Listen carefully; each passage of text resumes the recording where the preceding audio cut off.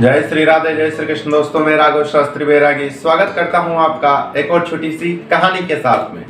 दोस्तों, आज की कहानी कुछ इस तरह से है कि महाभारत के युद्ध का निश्चय हुआ।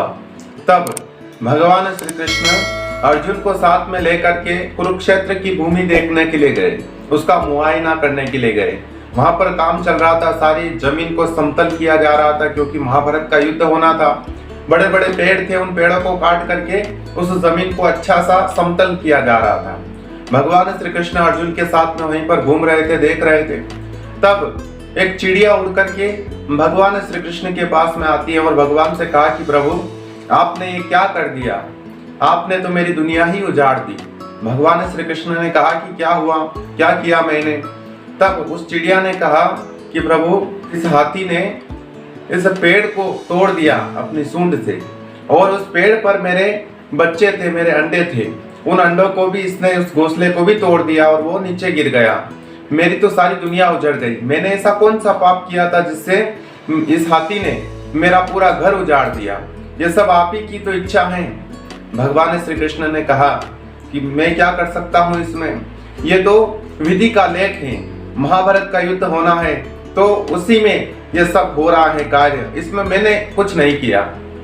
उस चिड़िया ने कहा कि प्रभु, मैं आपसे एक सवाल पूछना चाहती हूँ। भगवान ने कहा कि पूछो, क्या सवाल है। उस चिड़िया ने कहा कि प्रभु, क्या मैं आप पर विश्वास कर सकती हूँ। भगवान श्री कृष्ण ने कहा कि हाँ, तुम मेरे पे विश्वास कर सकती हो। चिड़िया उड़ करके चली जाती है। ऐसी बात कह करके अर्जुन को कुछ समझ में नहीं आया।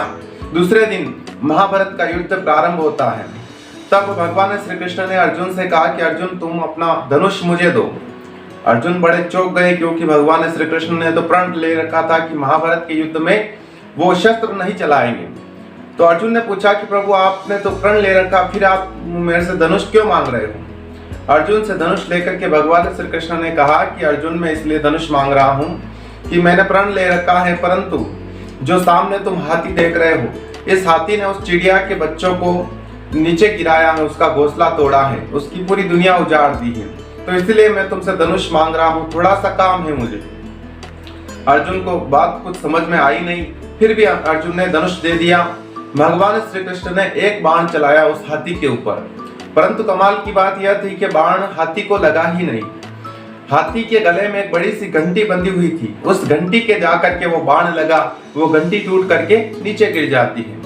अर्जुन ने कहा कि प्रभु, आपसे नहीं हो पाएगा, आप एक बार चांस मुझे दीजिए, मैं एक ही बार में इस हाथी को अभी मार देता हूँ। भगवान श्री कृष्ण ने कहा कि नहीं नहीं, ऐसा कुछ नहीं करना है, हो गया, मेरा जो काम था वो हो गया है। इस तरह भगवान श्री कृष्ण ने कहा। उसके बाद महाभारत का युद्ध प्रारंभ हुआ। 18 दिन तक युद्ध चला।